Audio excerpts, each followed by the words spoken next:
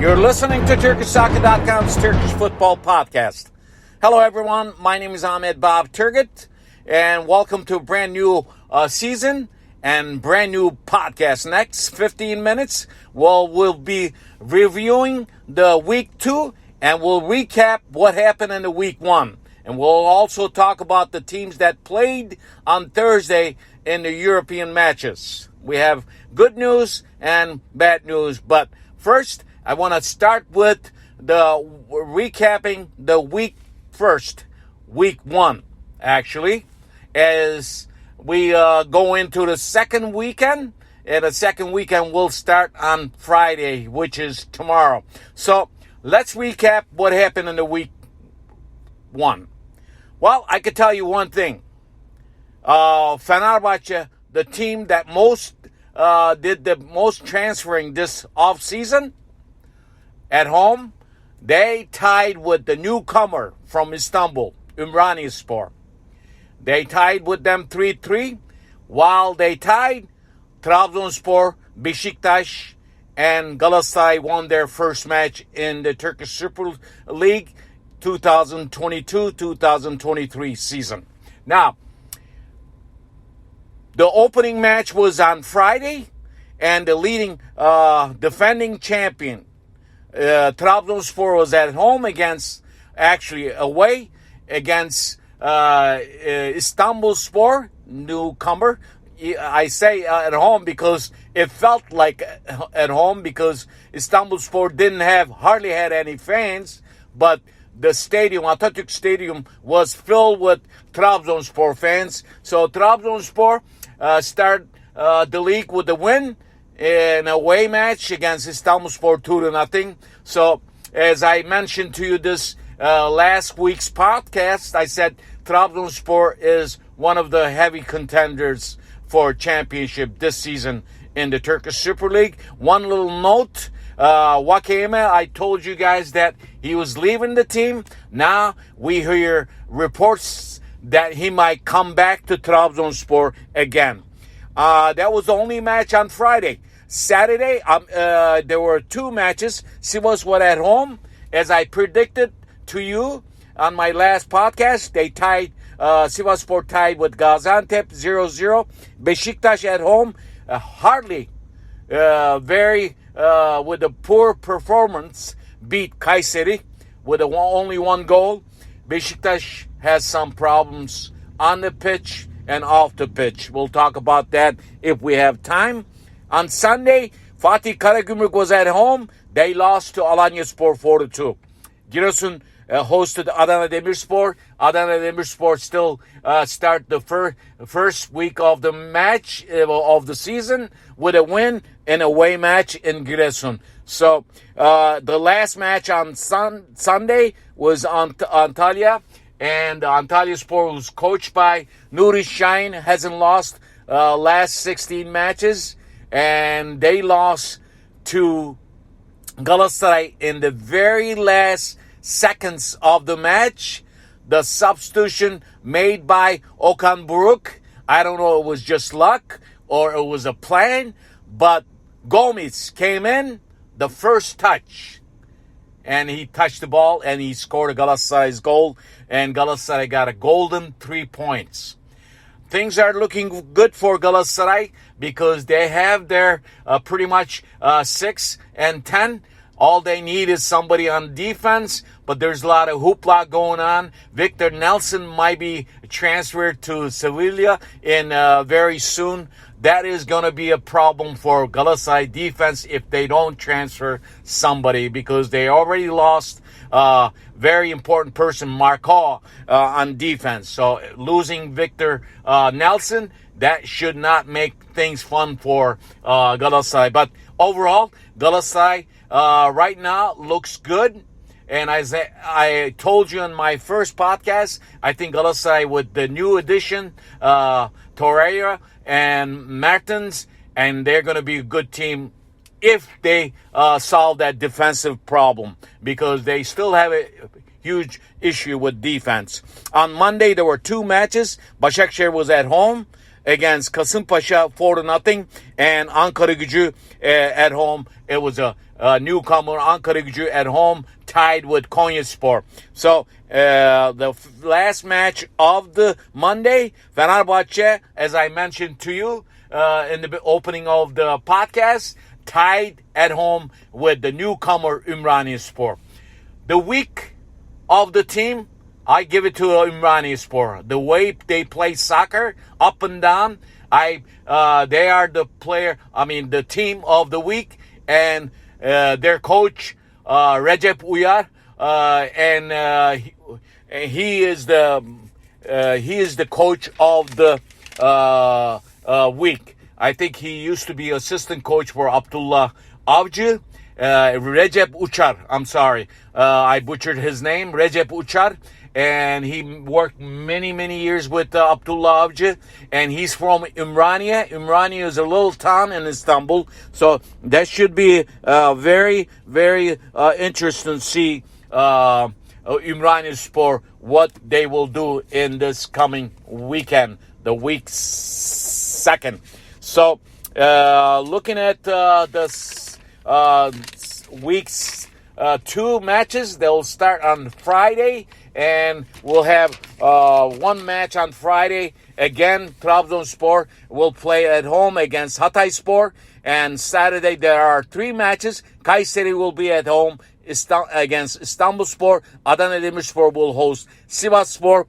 Galatasaray will be at home against Giresunspor. This should be a very important match for Galatasaray in front of the full house.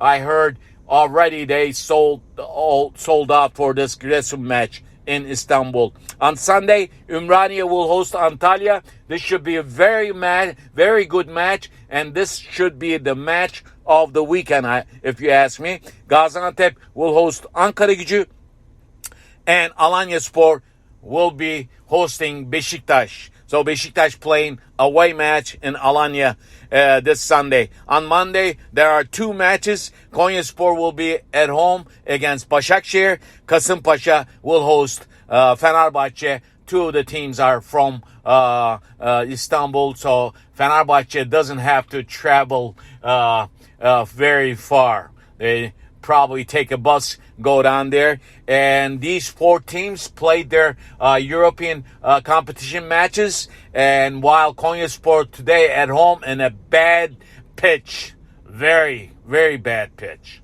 In the beginning of the season, seeing Konya Stadium that shape, it's very bad. They are eliminated from European competition, and they will face this Monday Başakşehir, the team that advanced to next round, and Başakşehir will be in the European Conference League, and Fenerbahçe will go on with the Europa League, and Fenerbahçe will have, I believe, they will be going against Vienna and Sivasspor, who the other team that plays in Europa League will face Malmö, and Başakşehir will face in the Conference League Royal Antwerp. So those are the things. And after the week 1 standings, Başakşehir is on top with 3 points. There are a lot of teams with 3 points, but the saddest part, I would say, for Fenerbahçe fans, pretty much Fenerbahçe not winning their first match at home in front of their fans. It disappointed a lot of Fenerbahçe fans. They tied. As a matter of fact, they were losing one time this match 3-2. So I think what is going to happen, Jorge Jesus is under a lot of pressure right now between the matches in Europe and Turkish Super Lig, and having transferred so far 21 foreign players, and trying to deal with this new rule with the Turkish Football Federation having pre-Turkish born players on the pitch and the first 11. So things are changed, and for Fenerbahçe, because they have to unload some of these foreign players to order to put some better starting 11 on the pitch. As far as I mentioned to you, the problems with Beşiktaş, all the three teams, big teams from Istanbul, Beşiktaş, Fenerbahçe, Galatasaray, are having financial issues. The reason, and they have to come up with a big money end of this August to pay the banks. So the banks want their money, and the Beşiktaş doesn't have that kind of money to make transfers. The Beşiktaş fans wants transfer because the team is not looking good, and luckily they at home they won this match against Kayserispor. But down the line, if Beşiktaş wants to claim the title this season, they need to get a couple good players. So we'll see what happens with Beşiktaş. As far as Galatasaray, I mentioned to you they got their 10 and number 6. Now, if Victor Nelson leaves Galatasaray, they definitely need a couple of good players on defense. I know they have a good goalkeeper, Muslera, but that's not going to make them stay, because with the defense right now, with the players that Galatasaray has, they might have a problem later on in the season. So this season, Galatasaray, to order to go to European competition, Champions League, they have to win the league. Fenerbahçe has to win the league. And Trabzonspor later on will play another match for in the playoffs, trying to get to Champions League. I don't know if Trabzonspor is going to make it. So they have a couple playoff matches before the Champions League matches start. So all this happening, and then there will be a break for national team in 6 weeks, and then middle of the season in November, you'll have 40 days off. So there's going to be a lot of off days for Turkish Super Lig teams, and they better win. They better start winning, especially the first 7 weeks when we have a break for Turkish national teams, National League matches. As you know, it's going to be at least like 10 days off and 6 weeks after. So Turkish teams right now, while they're playing their matches in the Turkish Super League, they're still dealing with transfer issues. Pretty much Trabzonspor is the very settled team, what I see. And Başakşehir looks good, and Adana Demirspor looks good. As far as the latest news, Mario Balotelli still with Adana Demirspor. Konyaspor, the team that was looking good last season, and they started on the wrong foot. They lost their, they were relegated from the Europa Conference League.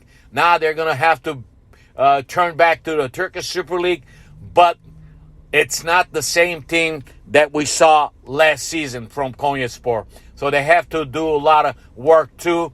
And pretty much the team that I like so far at the end of week 1, Ümranispor. I like watching them. Ümranispor played a hell of a match. And I wish, that's why I say the match of the weekend, this coming weekend, it's going to be between Ümranispor and Alanyaspor. Both teams play open soccer, open football, and both coaches are young and they want to play good football. Let's see what happens. So again, the week 2 will start on Friday. It'll end Monday. The match of the weekend, if you ask me, it is the Ümranispor against Antalyaspor. But let's see what Trabzonspor, Galatasaray, Fenerbahçe, and Beşiktaş will do. Well, this is it for me. My name is Ahmet Bob Turgut. Listen to my podcast wherever you listen to your podcasts. See you next time. Bye-bye.